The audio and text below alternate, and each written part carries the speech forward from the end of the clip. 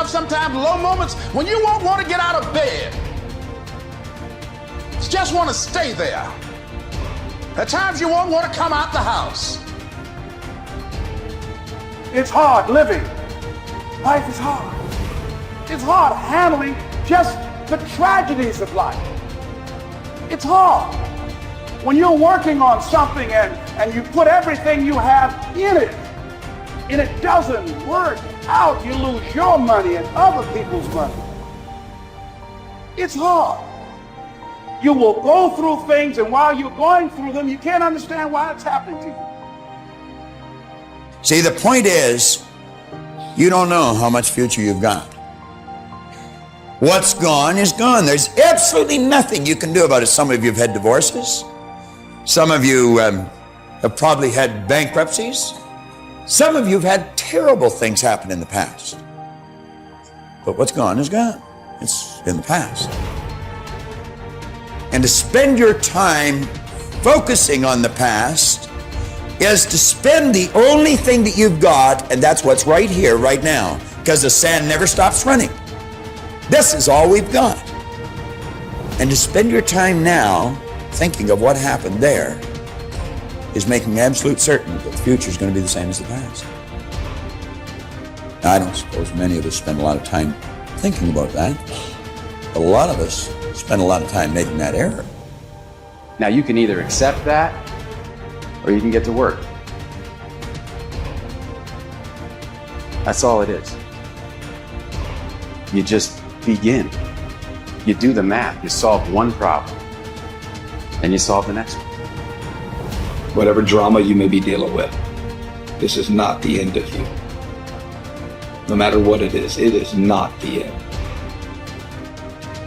You can't quit now. And the only way out is through. All you do is you fall down, get back up again, fall down, get back up again, fall down, get back up again. That's how you win. You got to be bold in life, ladies and gentlemen. If you're not bold, if you're not standing up inside yourself, if you're not willing to call into being the highest and the strongest that's within you when you're facing life's challenges, life will trample you. But see, when you discover the truth of this goodness, this power that you have within you, that truth will set you free from ever being a victim in life. That truth will enable you to handle things with a level of equanimity that will surprise you. Getting unstuck means that you are going to start living life on your terms, rather than just gliding through every day on automatic. That you have a special power within, that you know that things are going to get better for you. You know that you can handle this. And because you want some different kind of results in your life, you've got to decide that I'm going to go all out. Now listen to me. I don't care what you're going through. If you're not dead, he ain't through with you yet. As long as you waking up, you still in the game. As long as you alive, you can still make it happen. As long as that breath in your nostrils, boo, you still in the game. You still can win. Now get your butt up. Why do you keep crying? Why me, God? Why did I get MS? Why did I get cancer? Why did my mama die? Why did I get fired? Listen, you got put through that because what that does, that tension produces greatness. Stop running from it and run to it. Lions don't cry. Lions don't give up. Lions don't quit. Lions hunt. That's what we do for a living. We turn tragedy into triumph.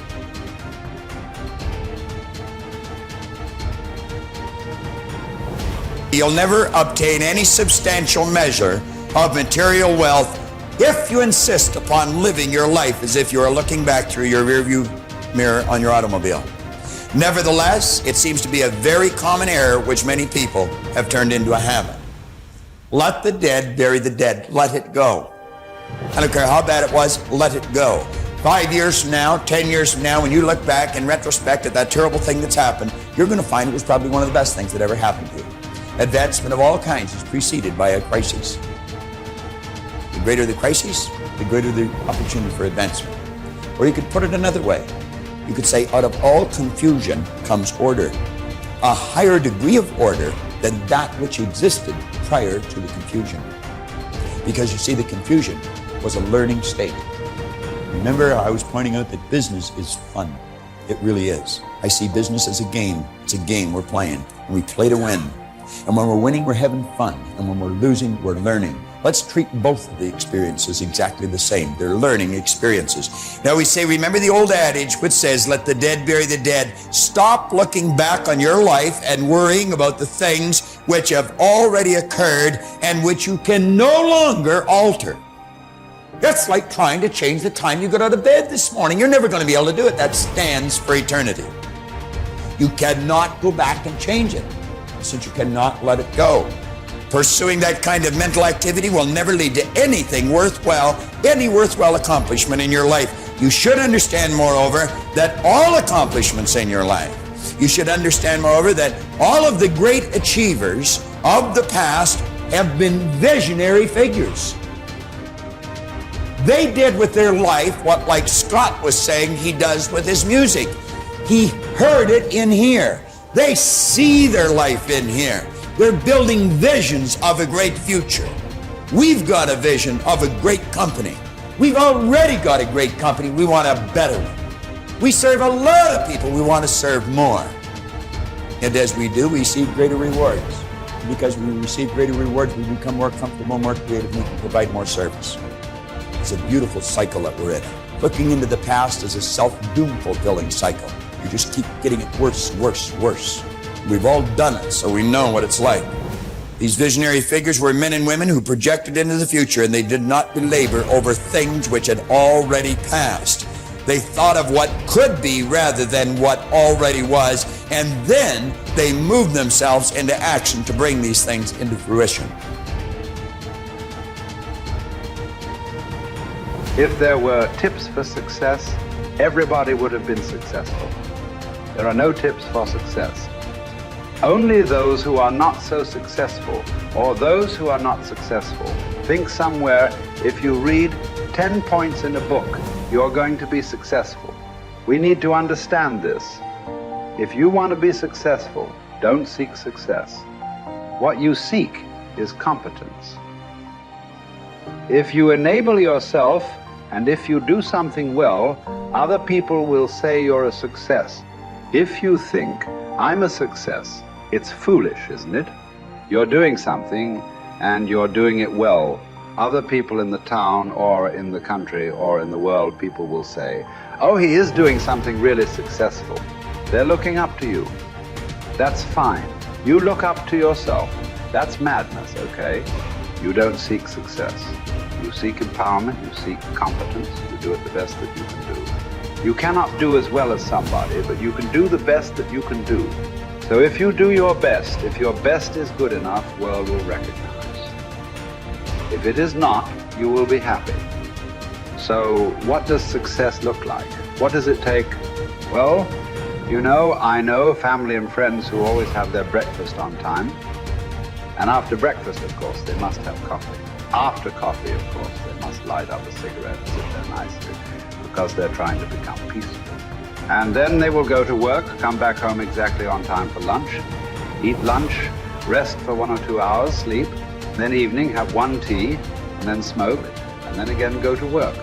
And at 8 o'clock, 8:30, they're back home for dinner, and then maybe other things, drink and this and that and whatever. But those who have been very successful, either in music, sport, art, business, spiritual process, doesn't matter what, those people never know when they ate, when they slept, when they got afternoon rest. So, those who are committed to being successful with whatever they're doing, one important aspect of their life is they're not settling down wherever it's a bit comfortable. Because comfort will happen when they lower you too in the grave. Very comfortable you are, you know. Right now, it's about ensuring that there is profoundness of experience and there is impactfulness of activity. Because if they had given you a limitless amount of time, you could do all those things. Nothing wrong, I'm not against them. But they gave you such little time with such tremendous potential of being human. That's the problem. For every one of you, your life is precious, isn't it? It's a precious life.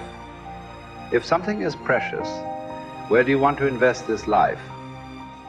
Because what you call as my life is just a certain amount of time and energy, isn't it? As you sit here, your life is ticking away, or no? What is ticking away is not time. What is ticking away is your life. So this energy that you call as my life, how are you going to invest it? Because if you're doing something truly worthwhile, it gets over before you know what happened. Only if you're doing something worthless, it feels like a long life. Have you noticed this? On a particular day when you're very happy, 24 hours, poof. It went off like that, like a moment. You are miserable, 24 hours feels like 10 years. Have you not noticed this? So, only miserable people will have a long life. Joyful people, life goes away like that as if it's a couple of days.